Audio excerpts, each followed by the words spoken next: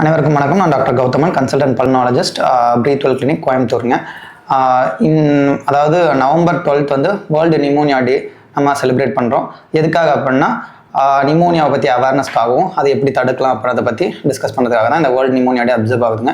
Pneumonia அப்படின்னா ஒன்றும் இல்லைங்க, நம்ம நுரையீரலில் ஏதாவது கிருமி தொற்று மூலிமா ஏற்படுற அந்த இன்ஃபெக்ஷன் இருக்கு பேர் தான் நம்ம நிமோனியா. அதனால் வர டிசீஸ் பேர் தான் நம்ம நிமோனியான்றோம். அந்த நிமோனியாவுக்கு பல காரணங்கள் இருக்குங்க. அது பாக்டீரியாவனால இருக்கலாம், வைரஸ்னால இருக்கலாம், இல்லை பூஞ்சைனால இருக்கலாம், இல்லை பேரசைட்ஸ்னால கூட இருக்கலாங்க. ஸோ இந்த நிமோனியா என்ன மாதிரி ப்ரெசன்டேஷன் இருக்குன்னா மெயினாக இருமல், சளி, காய்ச்சல், அப்புறம் வயிற்றுப்போக்கு, இந்த மாதிரி நிமோனியா ப்ரெசென்ட் ஆகலாங்க. ஸோ இது எதனால் வருது அப்படின்னா மெயினாக இந்த கிருமிகளால தான். அதை நம்ம எப்படி தடுக்கலாம் அப்படின்னா நம்ம வேக்சின், மெயினாக வந்து வேக்சின்ங்க. அதாவது சின்ன வயசில் குழந்தைகள்லேருந்தே நம்ம கரெக்டான டைமுக்கு நம்ம தடுப்பூசிகள் போடுறதுனால நிமோனியாவை தடுக்க முடியுங்க.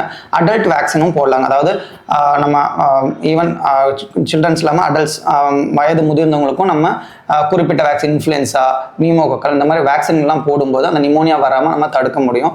இன்னொரு முக்கியமானது, நம்ம கோவிட் டைம் அப்போ எல்லாருமே ப்ராக்டிஸ் பண்ண மாஸ்க்குங்க.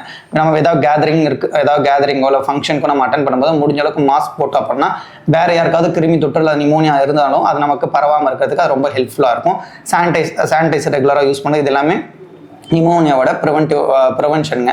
ஸோ இப்போ ஒவ்வொரு வருஷமும் ஒரு தீம் ஃபாலோ பண்ணுவாங்க. இந்த வருஷம் நம்ம வேர்ல்டு நிமோனியா டேவோட தீம் என்ன அப்படின்னா சைல்ட் சர்வைவல். அதாவது குழந்தைகள் நிமோனியாலேருந்து எப்படி தடுக்கிறது, அதுதான் இந்த வருஷத்தோட தீமுங்க. ஸோ இந்த ஸோ இதில் என்ன மெயினாக ப்ரியாரிட்டிஸ் அப்படின்னா அடிக்குவேட்டான நியூட்ரிஷன், அதாவது குழந்தைகளுக்கு தேவையான அளவுக்கான நியூட்ரிஷன் ப்ளஸ் வேக்சினேஷன், தடுப்பூசிகள் போடுற மூலிமா நம்ம நிமோனியாவை தடுக்கலான்றதை இந்த வருஷத்தோட தீமுங்க.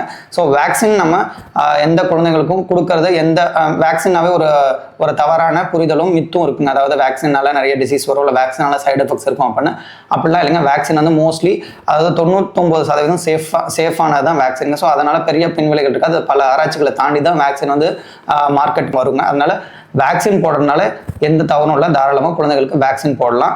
ஸோ வேக்சின் போட்டோம் அப்படின்னா அந்த நிமோனியா போன்ற நோய்களை நம்மளால தடுக்க முடியும். நன்றி.